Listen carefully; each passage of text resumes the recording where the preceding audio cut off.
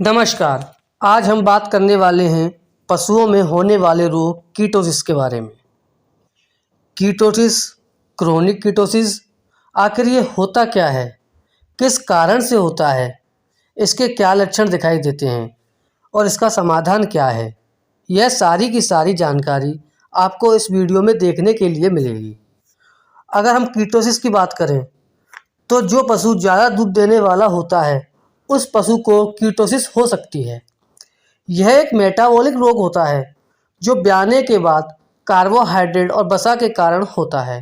यह रोग पाचन ना होने पर हो सकता है, एक स्थान पर बंधे होने के कारण भी हो सकता है, गर्मी में संतुलित आहार न मिलने के कारण हो सकता है। कीटोसिस दो प्रकार की देखने को मिलती हैं, एक डाइजेस्टिव कीटोसिस और दूसरा नर्वस कीटोसिस। डाइजेस्टिव कीटोसिस में पशु चारा पानी छोड़ देता है, हरा चारा खाता है या कम मात्रा में हरा चारा खाता है पर दाना मिश्रण बिल्कुल भी नहीं खाता है।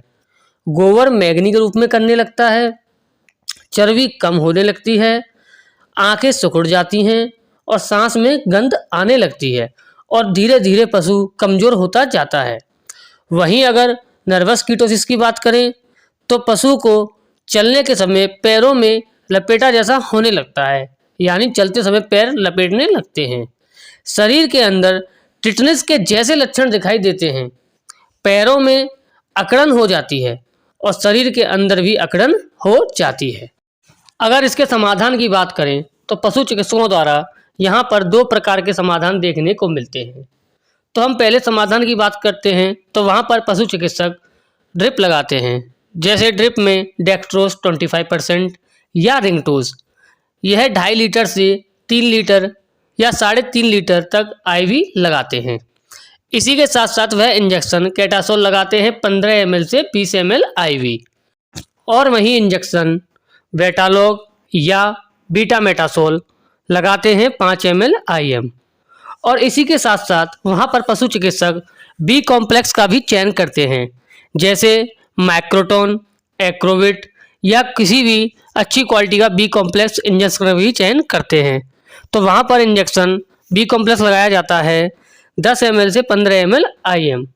अगर बी कॉम्प्लेक्स नहीं लगाते हैं तो वहाँ पर इंजेक्शन बेलामाइल 10 ml IM लगाते हैं और यह ट्रीटमेंट लगातार 3 दिन तक किया जाता है।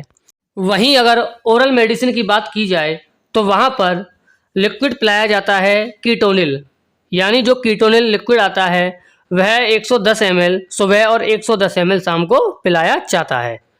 इसी के साथ साथ वहाँ पर पशु को एनर्जी प्लस एडवांस लिक्विड आता है, वह 150 ml दिन में एक बार पिलाया जाता है। और वहीं पर पशु चिकित्सक एक लीवर टॉनिक का भी चयन करते हैं, जैसे यकृत या वेक्टोलिव। यह 50 ml सुबह और 50 ml शाम को पिलाया जाता है। और इसी के साथ साथ पशु को प्रतिदिन 100 ग्राम से 150 ग्राम गुड़ भी खिलाया जाता है। वहीं अगर दूसरे समाधान की बात करें तो वहाँ पर पशु चिकित्सक ड्रिप लगाते हैं डेक्स्ट्रोज 25% या इंटालाइज या रिंगटोज 2 लीटर से 5 लीटर आईवी लगाते हैं।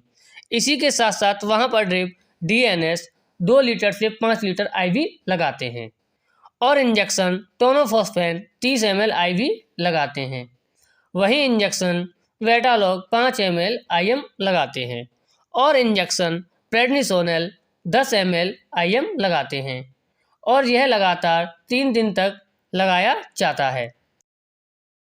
वहीं अगर ओरल मेडिसिन की बात करें तो वहाँ पर पशु चिकित्सकों द्वारा पाउडर डायजामैक्स 30 ग्राम से 40 ग्राम सुबह और शाम दिया जाता है। वहीं बोलस वेक्टोनफोर्ट, एक्रोविट या रूमनवेट, इन तीनों में से किसी एक का चयन कर या रूमन से संबंधित किसी भी अच्छी क्वालिटी की बोलस का चयन कर 2 बोलस सुबह और 2 बोलस शाम को दिया जाता है। वहीं पशु को एनर्जी देने के लिए वहाँ पर लिक्विड एनाडाइना एडवांस का उपयोग किया जाता है या एनर्जी प्लस एडवांस का उपयोग किया जाता है या किसी भी अच्छी क्वालिटी का एनर्जी प्रदान करने वाले लिक्विड का प्रयोग किया जाता है, जो 200 ml दिन में एक बार दिया जाता है लगातार 5 दिन तक। इसी के साथ साथ पशु को 100 ग्राम गुड़ या 150 ग्राम गुड़ रोजाना खिलाया जाता है। और मैं आपसे रिक्वेस्ट करूंगा कि अपने पशु का इलाज एक अनुभवी पशु चिकित्सक के द्वारा ही कराया जाए और यहाँ पर किसी भी कंपनी का कोई भी प्रचार प्रसार नहीं किया जा रहा है। और पशु का इलाज कराने के लिए अपने नज़दीकी अनुभवी पशु चिकित्सक से ही संपर्क करें। तो मिलते हैं आपको अपनी अगली नई वीडियो के साथ।